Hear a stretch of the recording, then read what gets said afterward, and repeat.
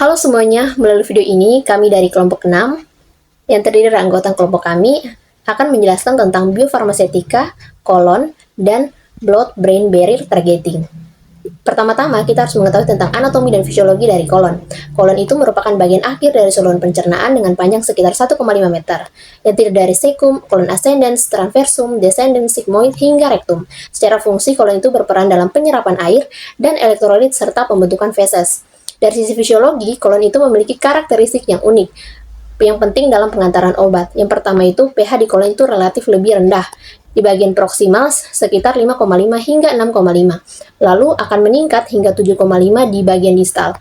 Nah, kedua, kolon itu memiliki mikroflora dalam jumlah yang sangat besar, yang menghasilkan enzim spesifik. Kemudian yang ketiga itu, waktu transit di kolon itu cukup lama dan bervariasi sekitar 6 hingga 72 jam. Nah, berdasarkan karakteristik tersebut, sistem pengantaran obat ke kolon itu dirancang menggunakan beberapa mekanisme, yaitu berdasarkan pH, kemudian berdasarkan waktu, dan ada juga menggunakan enzim serta menggunakan tekanan.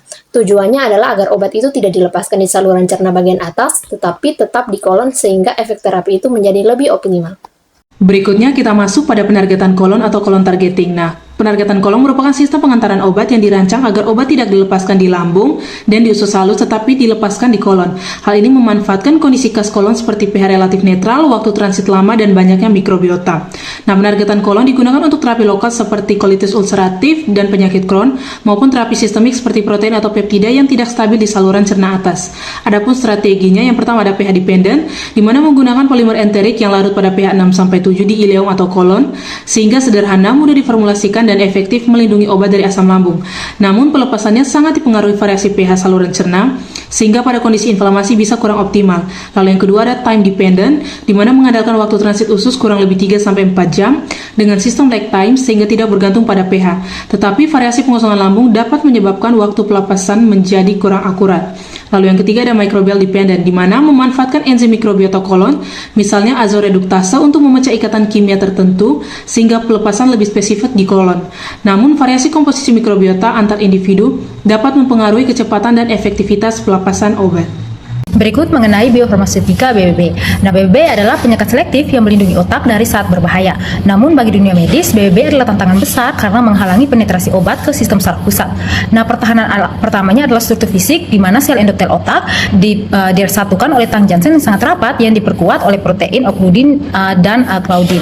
Hal ini akan menutup jalur celah antar sel atau paraseluler sehingga molekul obat tidak dapat menyelinap dan dipaksa melewati sel endotel secara langsung. Di mana saat ini harus melalui transport aktif. Yang pertama yaitu transporter influx seperti GLUT1 untuk pasokan glukosa dan LAT1 untuk asam amino. Yang kedua transporter efflux, ini adalah musuh utama bagi pengantaran obat, di mana protein seperti PGP dan BCRP berfungsi sebagai pompa yang membuang kembali obat ke aliran darah menggunakan energi ATP bahkan sebelum obat sempat bekerja di otak. Terakhir BBB memiliki pertahanan metabolik, di mana obat yang berhasil masuk akan menghadapi enzim fase 1 seperti CYP1B1 untuk oksidasi dan fase 2 untuk konjugasi. Sinergis antara enzim ini dan transport efflux mematikan saat aksin segera diubah menjadi polar untuk dipompa keluar. Selanjutnya kita masuk pada blood-brain barrier atau BBB. BBB adalah penghalang selektif yang melindungi otak dari zat berbahaya.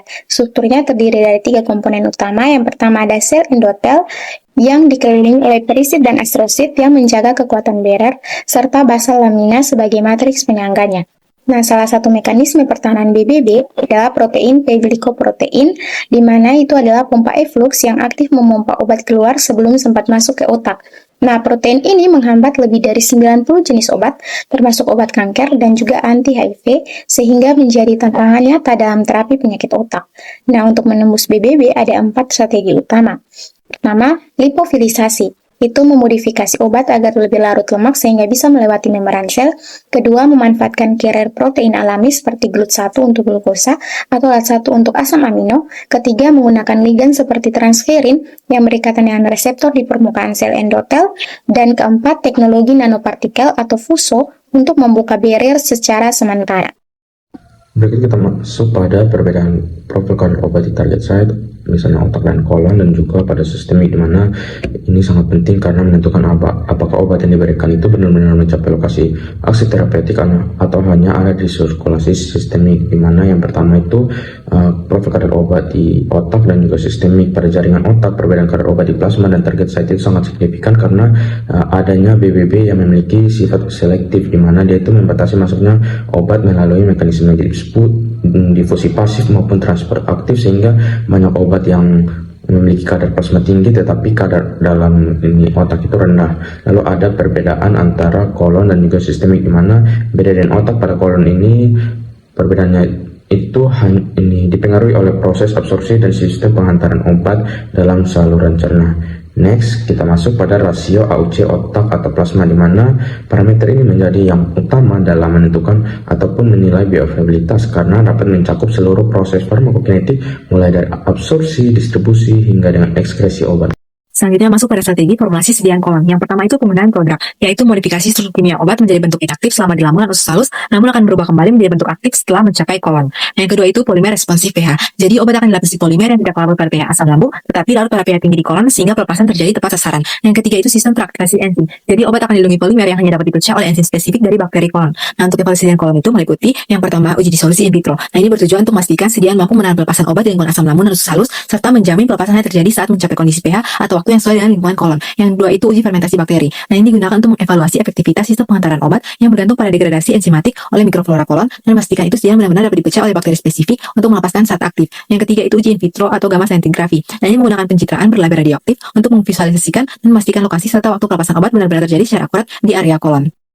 Nah, selanjutnya itu strategi formulasi pada sediaan BB meliputi modifikasi permukaan, yaitu nanopartikel yang modifikasi agar dapat dikenali reseptor BB sehingga bisa masuk melalui transfer aktif atau transitosis dengan pendekatan yang pertama lipofilisasi untuk meningkatkan sifat lipofilik obat agar lebih mudah berdifusi melewati membran lipid BB, kemudian ligand targeting dengan menambahkan ligand pada nanopartikel agar dapat masuk ke otak melalui reseptor spesifik, serta penggunaan surfaktan seperti tion 80 sehingga nanopartikel itu disamarkan seperti lipoprotein agar dapat masuk ke otak melalui sistem transfer alami. Nah, selain itu digunakan juga carrier system seperti liposom dan SLN untuk mengenkapsulasi obat dalam sistem lipid guna melindungi obat, meningkatkan stabilitas dan membantu penghantaran ke otak.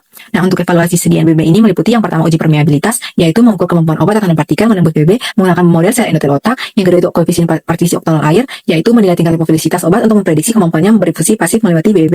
Yang terakhir itu uji in vivo imaging, yaitu menggunakan teknik pencitraan seperti fluoressensi atau PET scan untuk memastikan obat benar-benar mencapai dan terakumulasi di otak.